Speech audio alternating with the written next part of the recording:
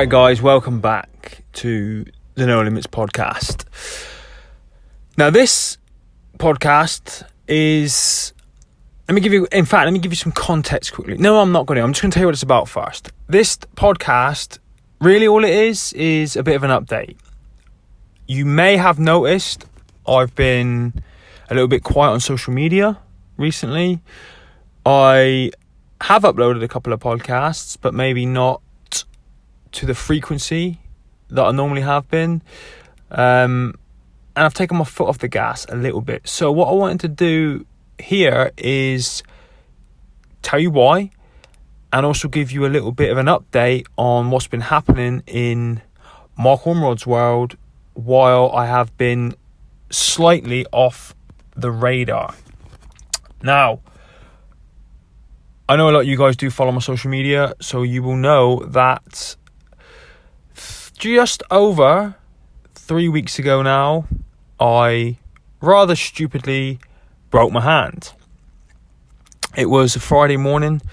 I was coming out of the bathroom, going to the gym about 20 to 7 in the morning. So those of you who were kids will know the chaos that time of the day is. Stumbled, reached out, karate chopped the corner of the wardrobe, and then because I don't have any knees, normally you would, I guess, brake and slow your momentum down using your legs or your knees. I don't have that luxury, and my weight carried on falling. It fell on top of my hand and crunched it into the corner of the wardrobe and broke it. That was a kick in the nuts, and it wrote me off for a little while. Not completely, but it slowed me down to a snail's pace, which is why I haven't been so active on social media. So I haven't been doing a lot of the stuff that I normally do, because for the first 10 days, certainly the first week, I was housebound. I had a splint on, which only gave me the use of 2 fingers, my index finger, my middle finger, okay, so 3, and my thumb. I couldn't put my legs on, I couldn't drive a car, I couldn't leave the house. Obviously, Becky had a job to go to, the children had school to go to, so I was pretty damn useless. But I tried my best to use that time wisely and to use it to the best of my ability. And I thought that the only thing to do really in that situation was to use the time to rest. And so that's what I did. I binge watched a bit of telly. I tried to keep my diet pretty strict. I ended up sleeping in my eldest daughter's bedroom for about 10 days because the 2 little ones still come in the bedroom sometimes at night, like 2, 3 in the morning. And I didn't want anybody jumping on my hand or knocking it or damaging it further. So I took the opportunity to get some good rest. Normally I do about 6 hours sleep a night average. So I was knocking out 8, 9, 10 hours to try and recover quicker. And just basically taking my foot off the gas and taking some time to rest and recuperate, as I was ordered to do by the doctors and the OTs and surgeons and everybody else. But like I say, just over 3 weeks later, we are back in the game. And I'm going to be honest with you, I was back in the game in less than 2 weeks.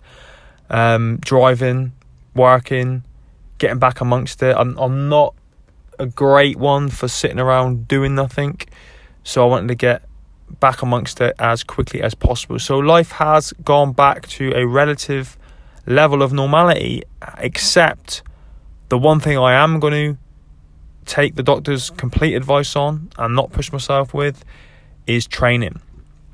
I am going to take the entire 2 months off of training. I'm not going to a gym.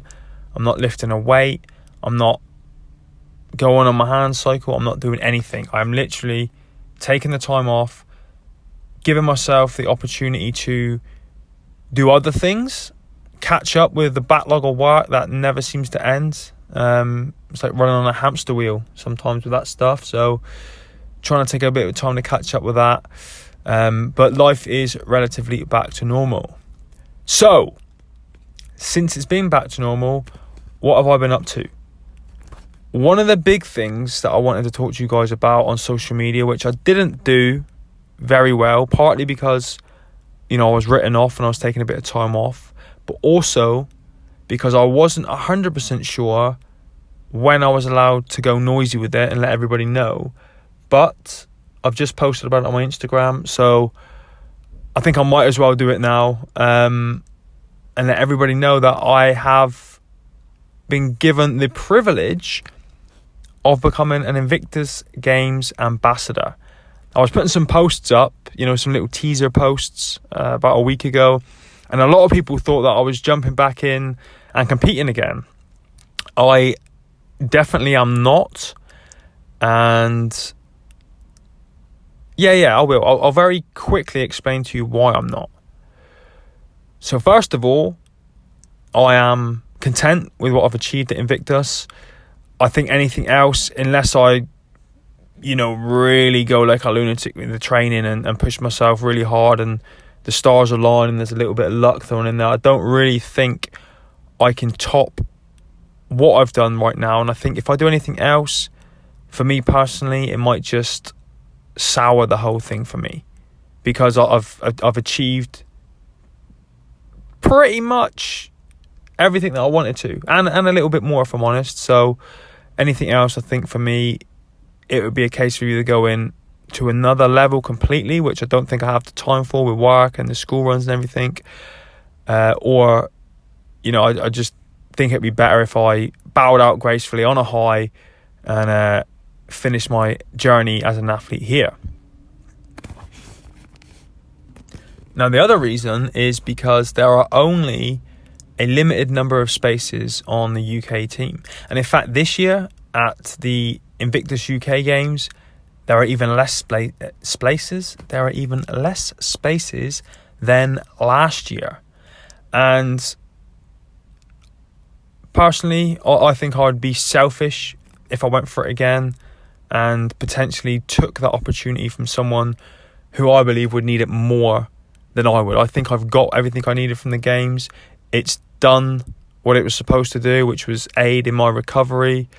I've had a phenomenal time whilst I've been doing it, and now I feel very lucky and very privileged and honoured and humbled to be an ambassador. So, although my journey as an athlete has finished, my Invictus journey certainly has not, and now I'm going to be doing everything in my power to support and mentor and guide and motivate all the other athletes. And that is what I hope I've just been doing. I am currently sat in I think it's a moto services on the way back home. It's a Sunday. I've been in Loughborough all weekend at one of the Invictus Games training camps, catching up with old friends, making new friends, and fulfilling my ambassadorial duties. I hope. And so I thought I'd pull over on the way home, grab a green tea, and just update you guys in everything that's been going on. So far, the hand is good. The hand is good. By the way, I do have full function in it.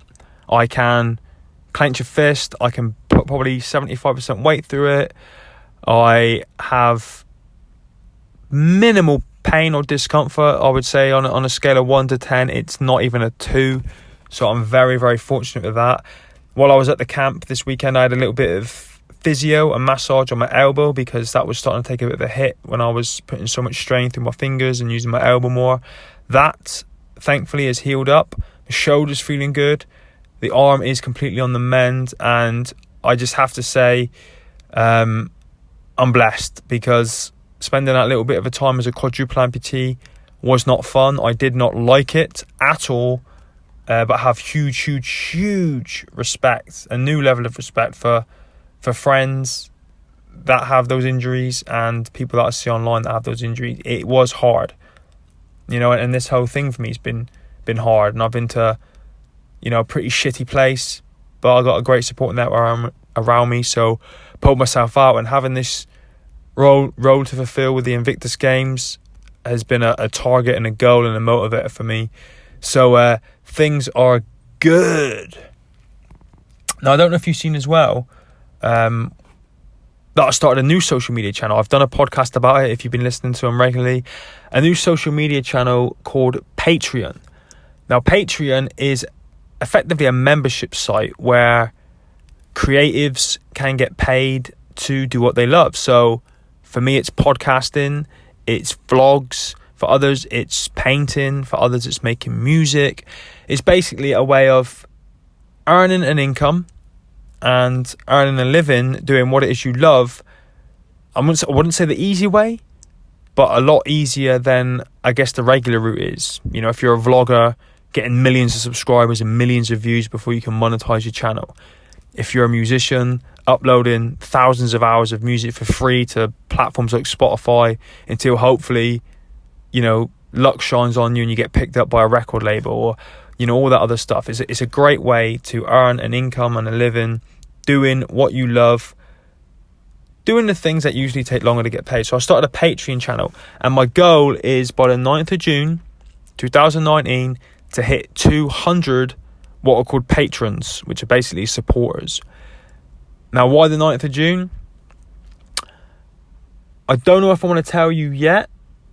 Not because I'm trying to be mysterious or anything like that, but because it's just another episode for a podcast and a vlog and doing this kind of stuff, which I started the Patreon channel to help support me doing. So I'm going to keep that one in my back pocket for now, but just know that 9th of June is a huge anniversary for me. It's a huge milestone, not only in my recovery, but in my life. And I am really, really excited to let you guys know all about that as we get closer to it. But by the time we hit the 9th of June 2009, I'm trying to get to 200 patrons. Currently, I have 21.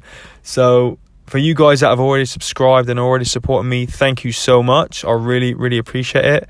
For you that are listening to this, if you want to do that, if you feel inclined to help me reach that target, it's a business target, so that's always a bit weird, you know, because there's money involved and it's, you know, career focus. It always feels a little bit weird doing that, especially when it's for yourself. But I'm slowly getting over that and pushing it out there. If you guys out there want to jump on board and support that, I will put the link in the show notes and in the comments section to this, so you can just follow that, hit that button and join Team No Limits. I'd really, really appreciate it if you would do that.